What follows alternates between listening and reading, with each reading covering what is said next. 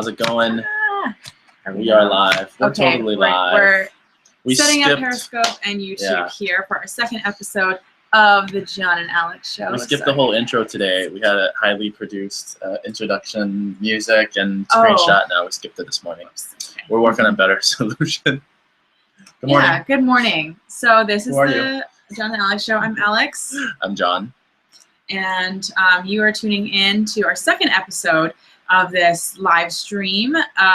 Basically, we're going to be talking on the show about lifestyle, pop culture, trending topics, etc., from or through the lens of two creative individuals, social media addicts, influencers, people in communications, I guess. Yes, absolutely. So today we are going to talk about a couple of different things.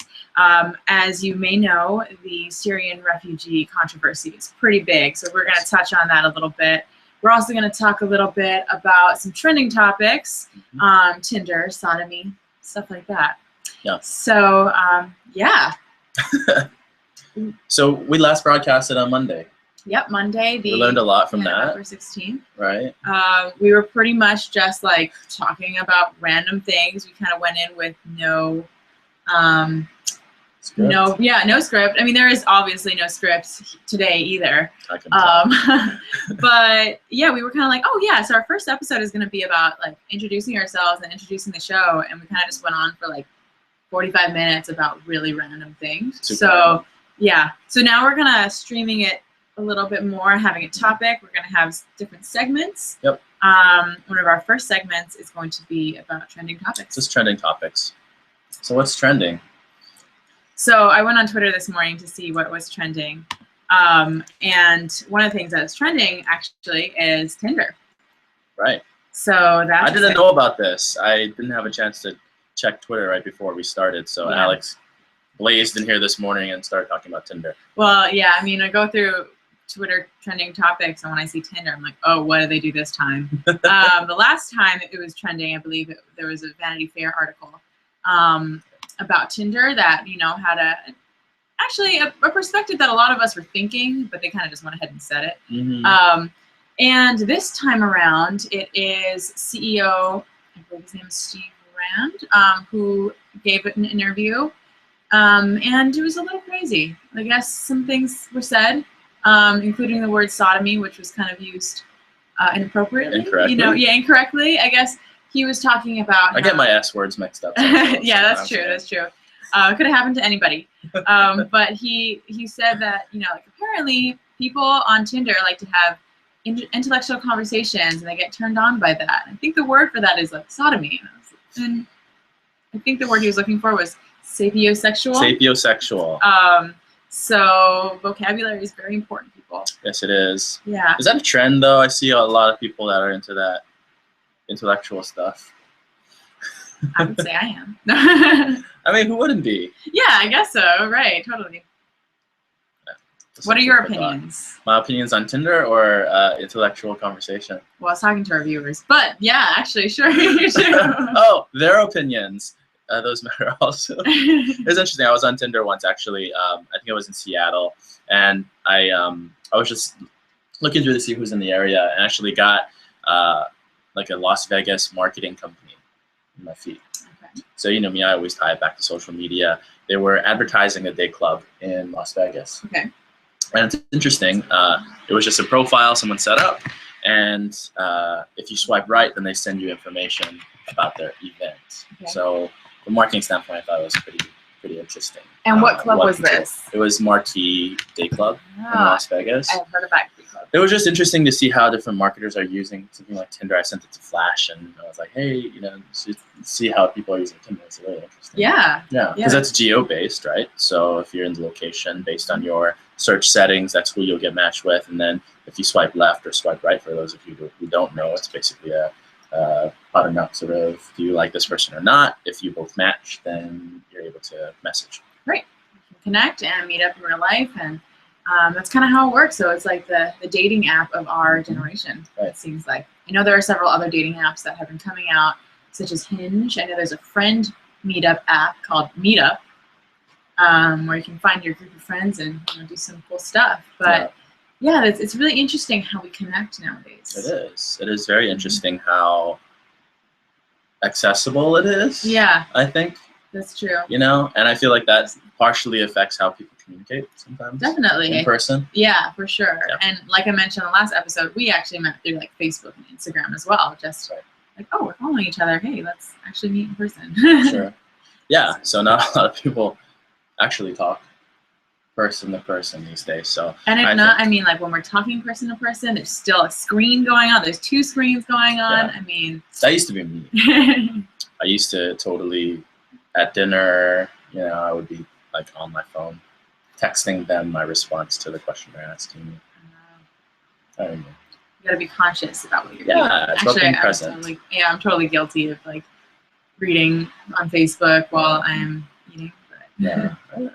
But speaking of social media, should we go into our main topic here today? Yeah, that's fine. So we decided to give the show a little more structure, as Alex mentioned earlier.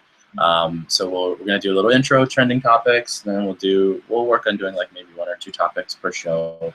If we don't have a second topic, then I'd love to bring on guest people, talk about their businesses, and talk about whatever, and then we'll do a closing. So we decided to take it from 45 minutes to 30 minutes. So I'd love your feedback on that.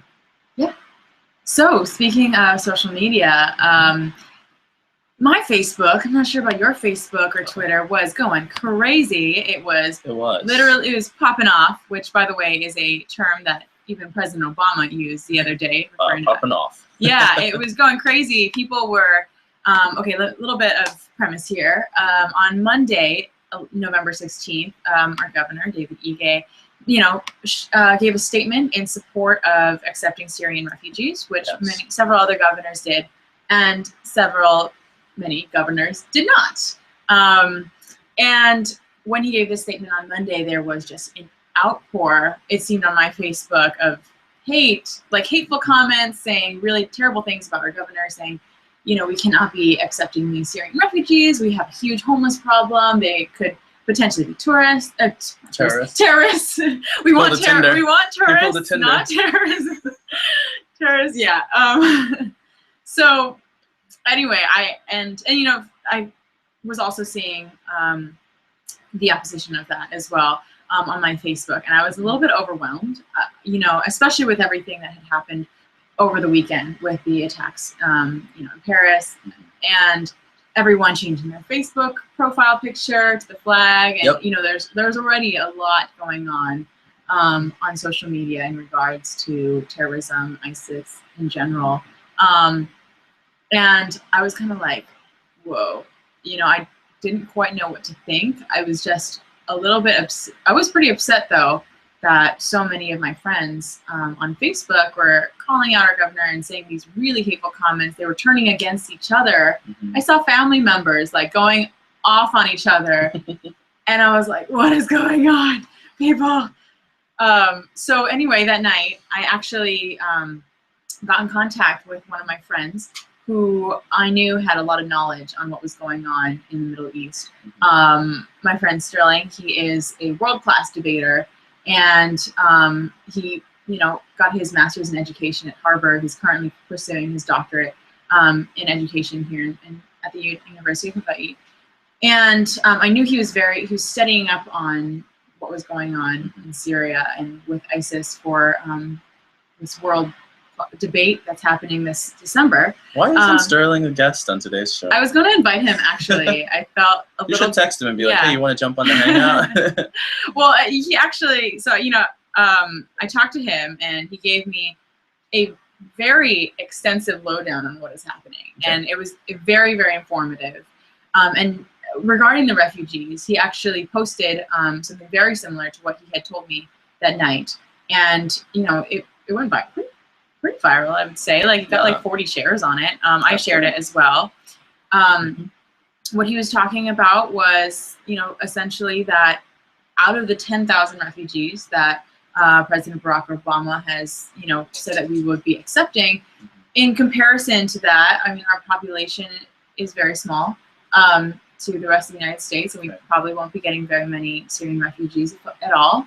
And then also that, based on history, refugees are not the people we need to be worried about. Right. they are the ones that are really, they're running from a terrible situation.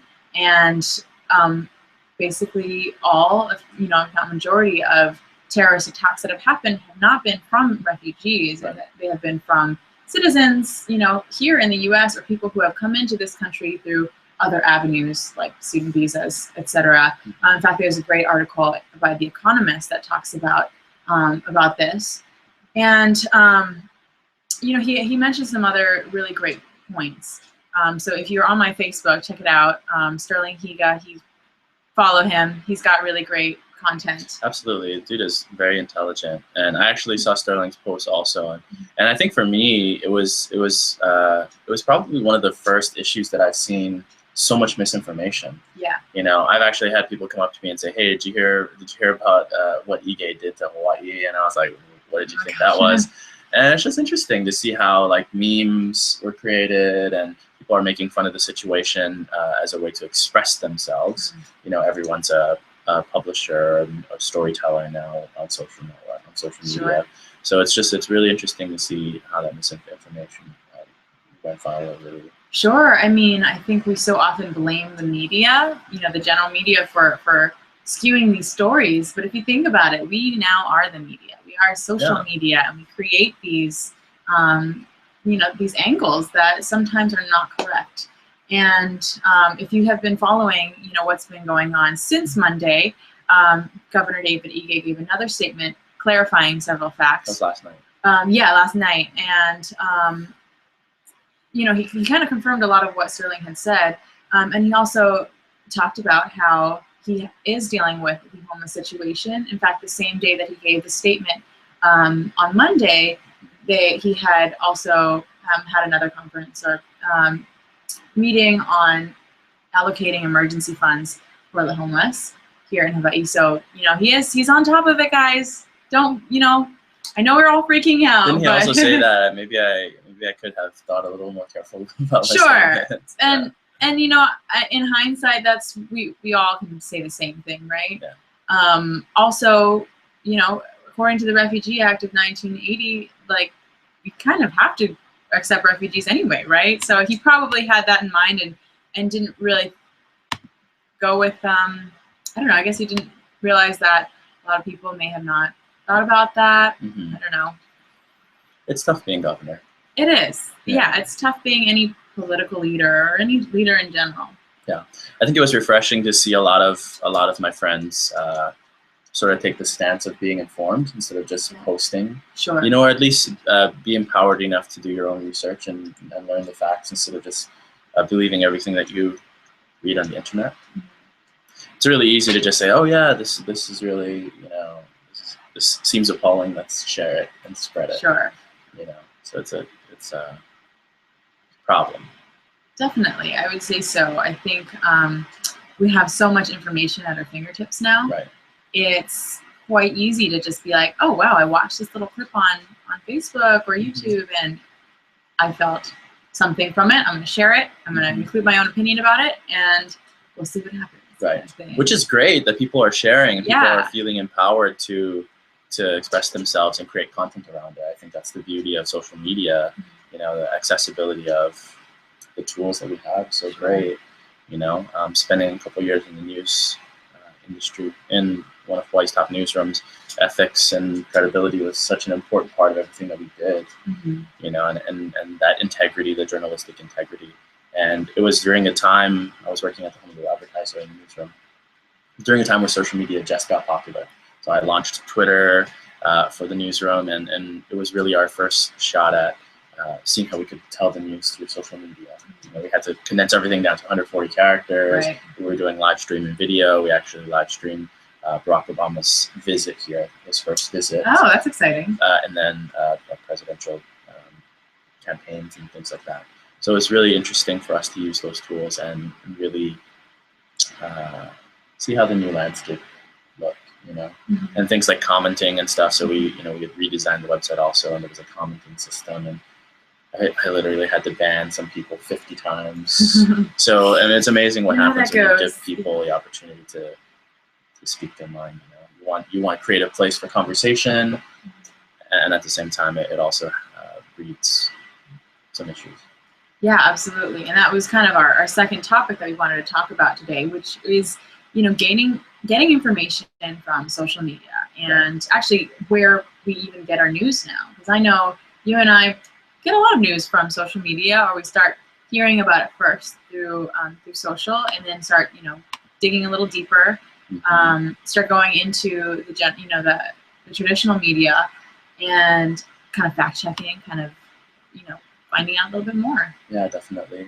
For me, it was always what's the source? Mm-hmm. Who are you hearing it from? Absolutely. There's an interesting story I talked about on one of an interview that I did on the Hawaii Business Podcast a couple weeks ago, just talking about how I found out about Michael Jackson and his cardiac arrest through Twitter. Yeah. And actually ran it to the city desk, and it was sourced from TMZ. And at the time, TMZ was not really known. They were just a blog, just a bunch of journalists on the ground and with sources to write things. And it was a really interesting decision that we had to make, whether we were going to source TMZ or not. And I want to say it was probably one of the first headline situations of a media organization of sourcing TMZ.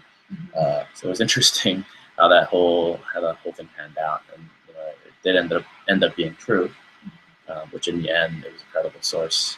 So I always check to see who the sources are. Yeah. Yeah. What about you, Alex? How do you get your news? How do you? Cupcake. Let me get her. Yeah, very similarly. I do like to check the source, but at the same time, I like to check multiple sources because even some of the most credible sources, they always have a little bit of a slant to it, right? I mean, depending on where that person, at least where their views are, what political party they're from, their social status, etc. It's very difficult to have a piece and write it extremely objectively. And I like opinion pieces. I really enjoy reading opinion pieces, but I like to back it up with other opinion pieces, other, articles that have some more of the facts. Sure. And then from that, you have to kind of take it, process it, and say, all right, what are my opinions on this? What do I agree with? What don't I agree with? And I think that's really important in any day and age, but especially today. And I think that's something that maybe we need to teach more to people, to be critical thinkers and really, take a look at a piece and critique it a bit more. Sure. I think it's like critical thinking, and it's also, maybe just basic communication skills. Sure. I feel like there's so much promotion of sort of the storytelling part. It's not really like what are you saying and being responsible for what you say. We would always source people who would tweet things. Now on Instagram, people are taking video and stuff. It's journalists are scouring social media for quotes and have no problem grabbing what you say. And as what you say on Twitter is archived, and sure. It's a real source of information. So I think being responsible for what you say is so important. Absolutely. I mean, I think with any social platform, or even just in general, I think having intent behind your words, behind your post, is extremely important, because that is, in many ways, a reflection of who you are. Absolutely. I tell a lot of people that, especially like with their website or with their social media, it is, your online presence reflects your physical presence. And so it's really important that you put a bit more thought into your online presence, because you have to think, would you say that in person? Right. Absolutely. It comes down to integrity, and credibility.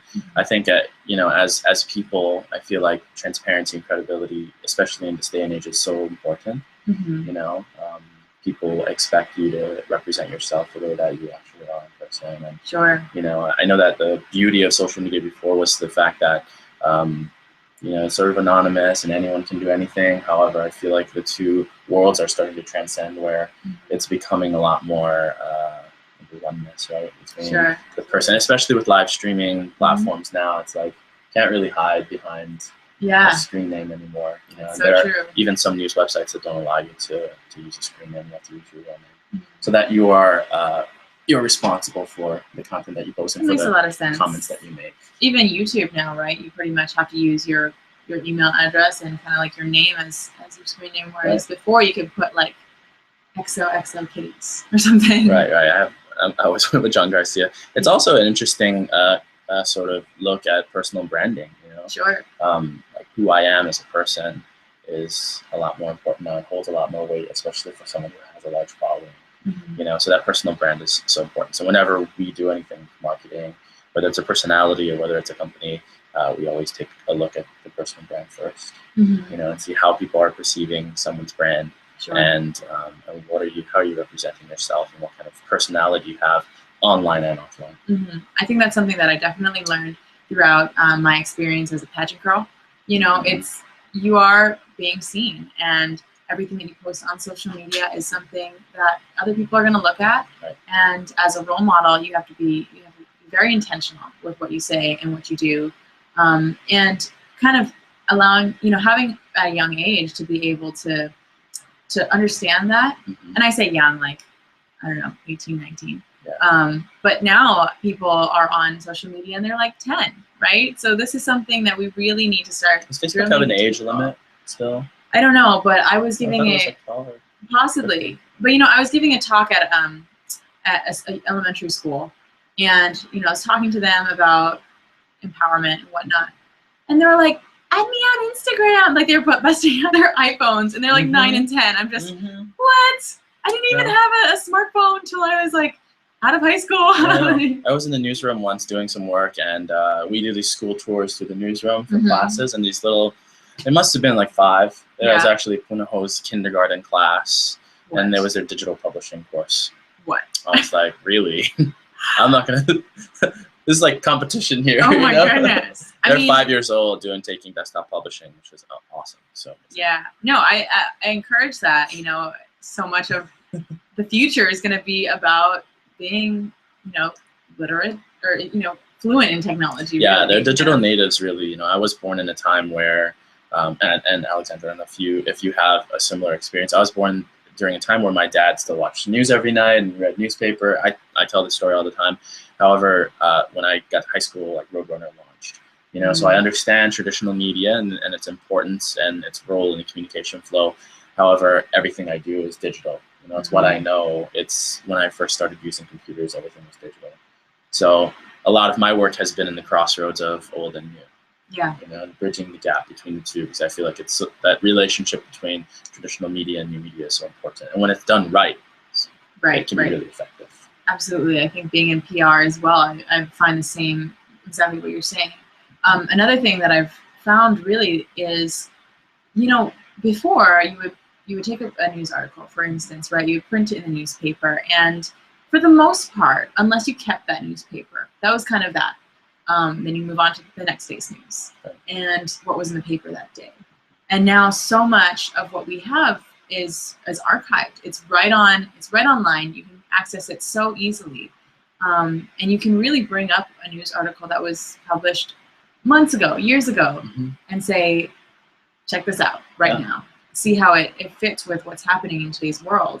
And in fact, there was an article, actually a video I saw about a terrorist attack in Kenya that had happened earlier this year in April.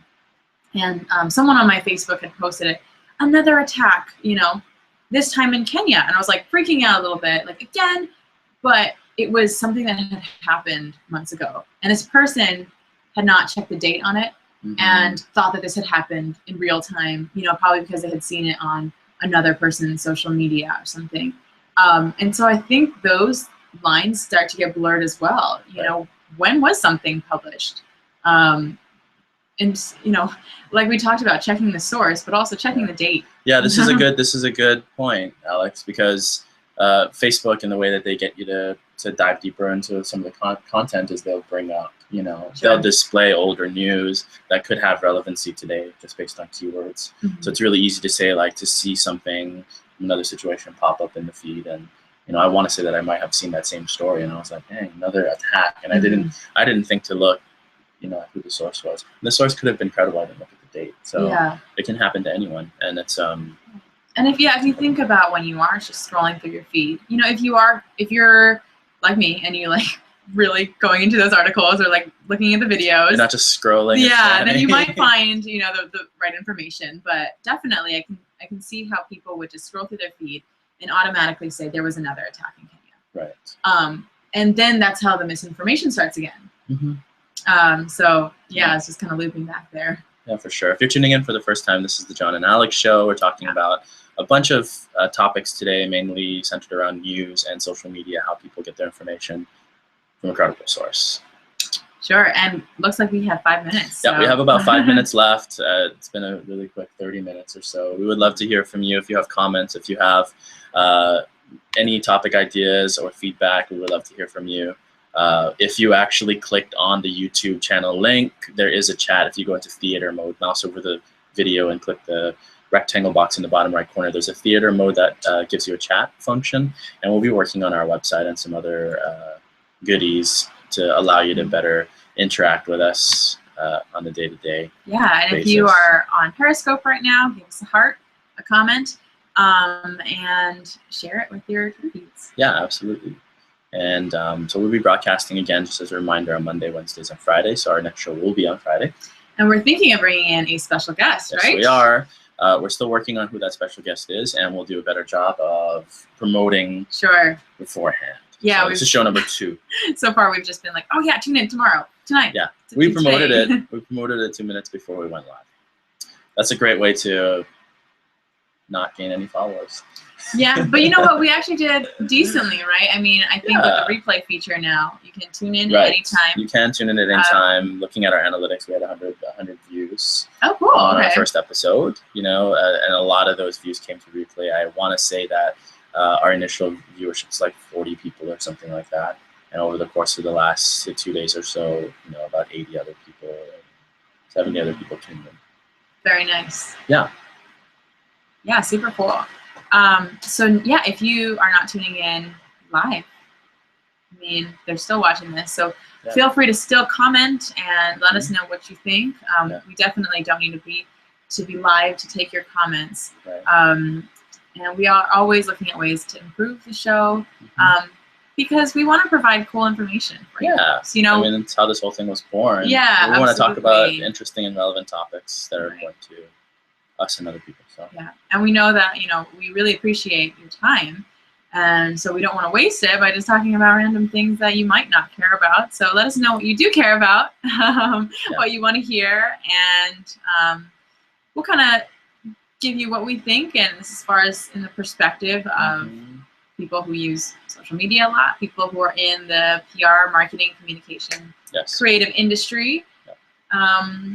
And give you our take on it. Yeah, and we'll come up with a schedule for next week's shows. I think the first 3 shows, shaking out some things here. Our light burnt out the other day, so we're a little dark and it's gloomy outside, so natural light. Yeah, Alex, as long as you're lit, we're okay. Find my light. That should be a Snapchat filter.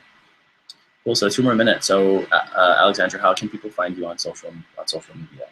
Follow you. Sure. Well, if you want to follow me on Twitter, I'm Alexandra Roth94, and I promise to get more into that, so you can actually read. What's your most used social network right now?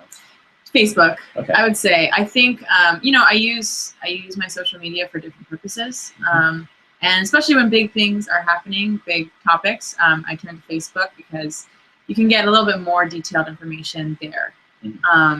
You know, people share a lot of articles, but that's also how I get my news is like through Twitter. I get articles. Right.